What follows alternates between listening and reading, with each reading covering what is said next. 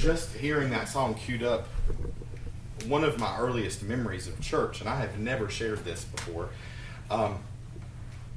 visiting my aunt's Pentecostal Holiness Church in the mountains of Virginia. And it was fire and damnation. And that's when I knew I was called to ministry. Because I knew that was not the God I knew. I knew that was not the God that I knew. So, good morning.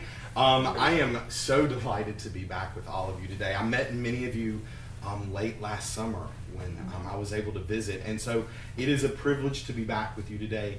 And thank you, Catherine, for inviting me. So, in full disclosure, I have prepared a talk, and there is a lot going on in my heart today. So I may weave in and out of what I have written. Please, let's await in grateful anticipation what might show up today.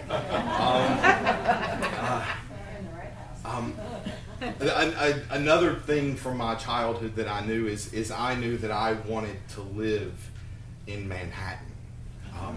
And since I was last here with you, I have actually relocated to New Jersey, and I work in Manhattan.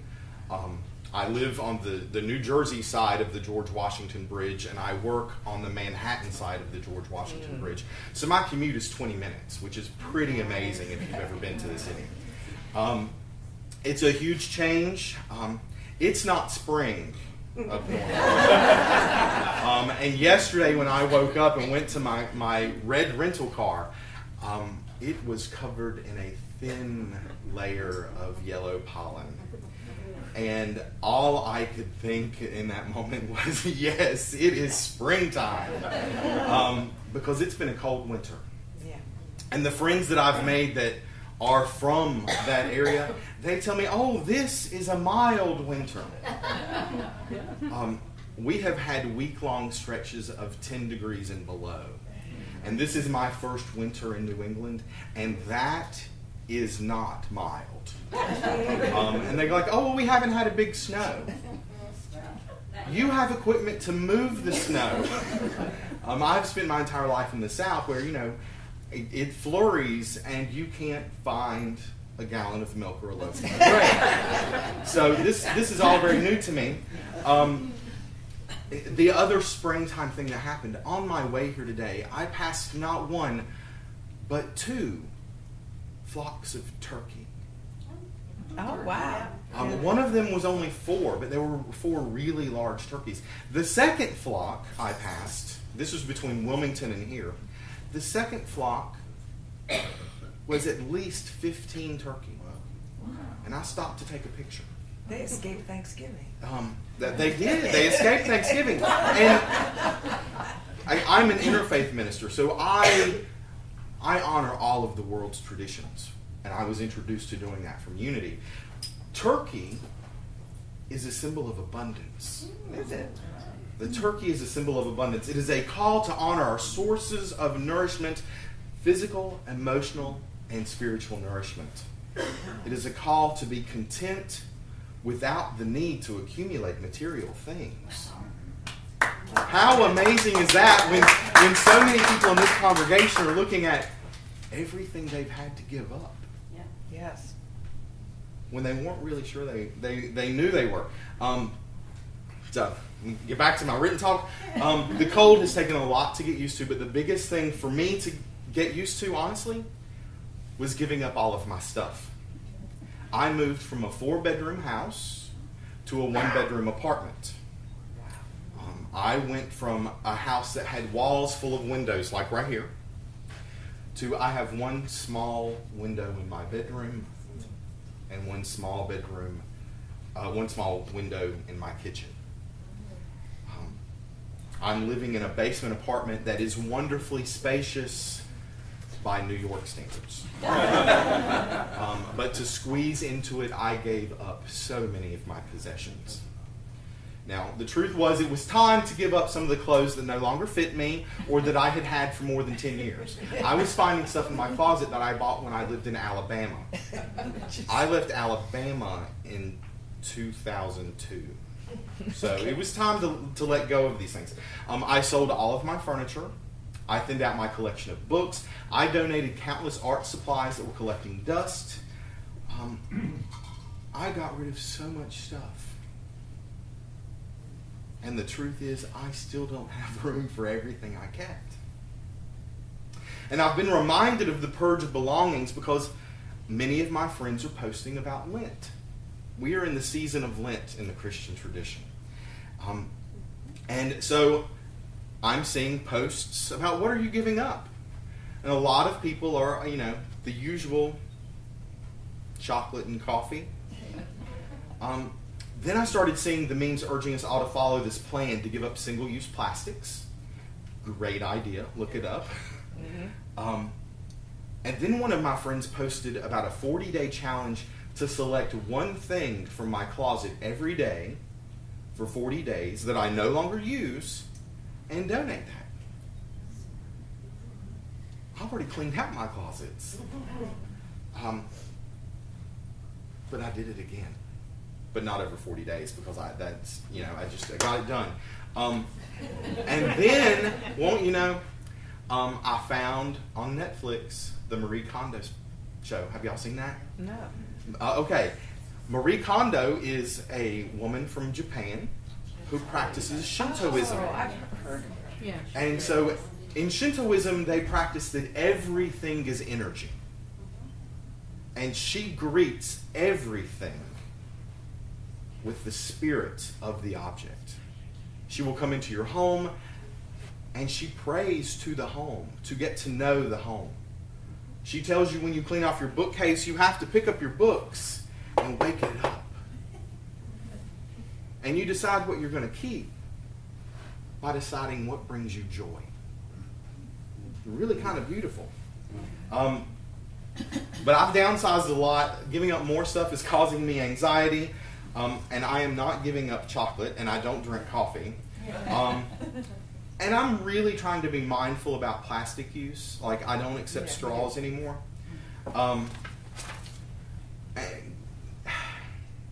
And I've given up the books I'm going to give up. That's like asking me to, I don't know. I'm not giving up my book, and I'm not giving up my car. So instead, what I've decided to do is to explore Lent from a metaphysical perspective and see where I was prompted to make changes through my own prayer and meditative practice. Springtime is the season of Lent, and so I turned to Charles Fillmore. In keeping a true Lent, this is what Charles writes: Lent is a church institution, and there is no authorization for it anywhere in the New Testament. The idea, however, has a sound spiritual basis. Moses, Elijah, and Jesus himself set a precedent for it. Each observed a 40-day period of prayer and fasting as preparation for spiritual work. Moses received the 10 Commandments on Mount Sinai at the conclusion of his fast. Elijah talked with God on Mount Horeb at the conclusion of his period of prayer and fasting. Jesus began his great spiritual ministry at the close of his fast in the wilderness. The ancient Hebrew writers made a practice of using numbers to symbolize ideas. I'm sure a lot of you have heard this next part. 40 in their minds was a four-square number suggesting the idea foundation for something to follow, an idea of completeness. So the number 40 is frequently used in the scripture to indicate a completed preparation for something to follow. I'm going to say that again. The number 40 is frequently used in the scriptures to indicate a completed preparation for something to follow. When we consider Lent as a well-rounded or completed season of retreat from the things of the world, for the cleansing of the mind and the recollection of the things of spirit, it becomes a true season of preparation. The 40 days of Lent represent an idea of completeness. 40 represents the idea of as long as it takes for you to be ready. Lent is the season of preparing for the resurrection of the mind from the darkness of error thinking, from doubts, from false beliefs, into the light of understanding. We are to prepare, to cleanse the mind and the body to be more receptive to divine ideas. Now, I've heard people say for years, I'm giving up chocolate for Lent. And I have never heard anyone say, I am cleansing my mind and my body so I can more fully know my Christ essence. Have you ever heard that? You have? Here. If you're going to hear it anywhere, it's going to be in a Unity church, I think. I am cleansing my mind and my body so I can more fully know my Christ essence. And this idea completely flips the Lent tradition for me. Fillmore also explains his new appreciation this way. In abstinence from worldly things, the mind must be filled with thoughts of God, else there is no spiritual value in fasting. Just giving up chocolate or coffee to tell people you're giving up chocolate and coffee isn't the purpose of Lent. Now, give up chocolate if by doing so you are brought into alignment with the Christ of your being. It's great if it works for you. After doing my study and my spiritual work, I settled on a practice of embracing detachment to cleanse my mind. I am cultivating a willingness to not be controlled by anyone's behavior, no matter if I find it good, bad, or indifferent. This includes a commitment to shifting all of my negative self-talk and to be life-affirming in my self-talk. And for me, the greatest opportunity I have in embracing detachment is to let go of criticism. Criticizing anyone is significant error thinking. To criticize is to strip away the inherent divinity of any person or thing. Being critical is destructive and goes against our creative nature. We are created in the image and likeness of the Creator. We are created to create. And by making a spiritual practice of embracing detachment, by letting go of criticism, I am working towards the continuous renewal of life that is present when we see and know that everything is an expression of the Christ. And if I use Shintoism to greet every thought that I think, to greet the spirit of a thought, I can decide, is this thought creative in nature? Or is it destructive? Because we are created in the image and likeness of the Creator, we are called to create. How would your life be different if you gave up criticism for as long as it takes? How would your life be different if you constantly reminded yourself that everything and everyone that you encountered is a physical manifestation of the Christ? Everything we experience is God in drag. And if we strip away the drag, all that's left is God. You are born as the Christ. Everything else that you put on is drag. And in the end, all that's left is God. In the process of our understanding of this unfolding consciousness, our journey to stop believing in separation and duality, we can turn to Scripture for guidance. In the Hebrew Scriptures, Moses provided us with two very important keys to help us avoid criticism. The first is in the 6th commandment. We are instructed, you shall not murder.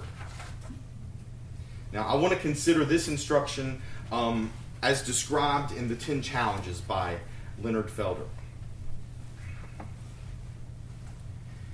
This is the deeper meaning of the words. In addition, the 6th commandment can be interpreted as calling on us to do all that we can to prevent murder or suicide from occurring. The Hebrew phrase found in Exodus 20, verse 13, has a number of deeper meanings too. According to one of the most definitive guides to biblical Hebrew, the Hebrew and English lexicon of the Old Testament by Brown, Driver, and Briggs, the warning, and I can't speak Hebrew, it's right here, has at its root a word which can be translated as, don't murder or slay another person or yourself. Don't break, bruise, or crush, which can mean not to break the will of someone or crush his or her spirit. This would apply especially to a child, a spouse, a person who is having financial problems, or a person who can't defend himself or herself. Don't batter or shatter, which can mean not to assault someone physically or verbally, and not to humiliate someone.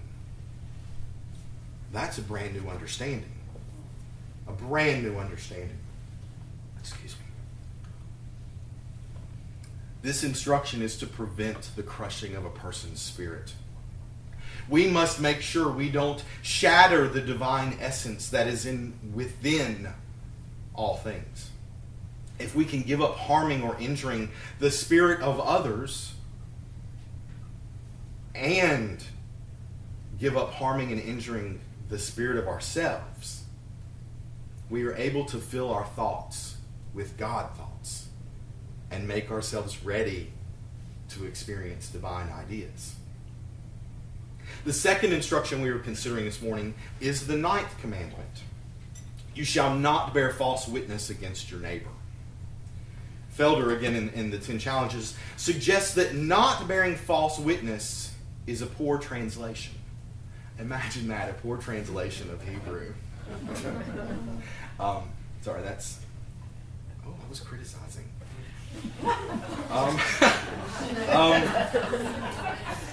Felder suggests that this commandment is more correctly stated as, don't answer, respond, or repeat against your neighbor.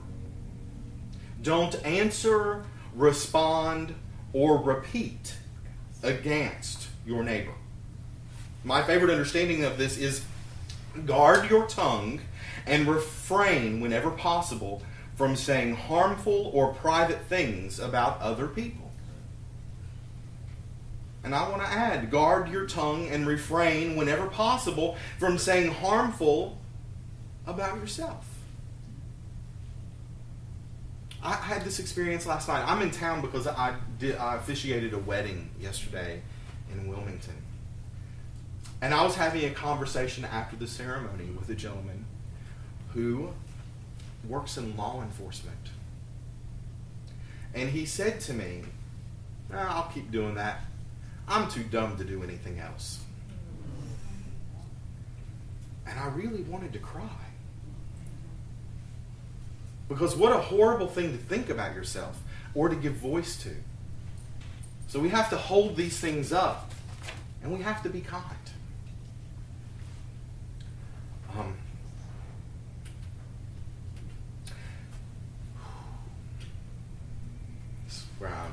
Sorry, everyone. I can't share these ideas in this practice without acknowledging what happened this week in New Zealand.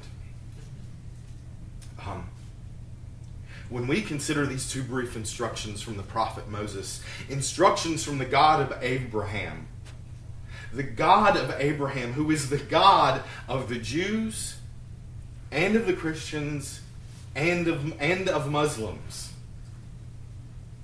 when we consider these two brief instructions, we have to realize that they cultivate life. And what happened in New Zealand did not cultivate life. And what happened What happened in a synagogue in Pennsylvania last fall, and what happened in a church in South Carolina, what happened in a gay bar in Orlando, none of those things cultivate life.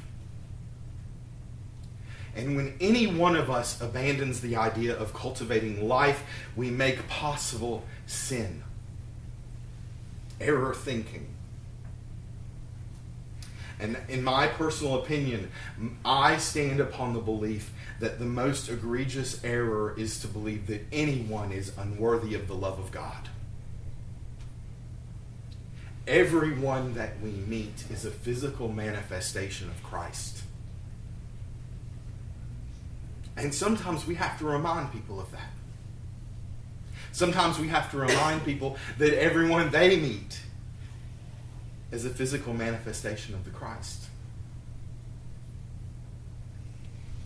I want to live in a world that is free from all forms of violence, especially killing people in the name of God. For Lent, I am choosing to give up criticism of others and of myself. It's not a 40-day practice. I'm going to have to keep doing it as long as it takes so that I can see the Christ in everything I see. God saw what he had made, and he called it good. We are created in the image and likeness of the Creator. We are created to create, and life is calling out to know itself as us, through us. By embracing detachment, we get to go out of our own way, and we can truly know ourselves and everything else as a divine manifestation. When you know that you are the Christ, and you can see that I am the Christ, and that everyone and everything around you is Christ, that's when we truly can know the kingdom of heaven, here and now.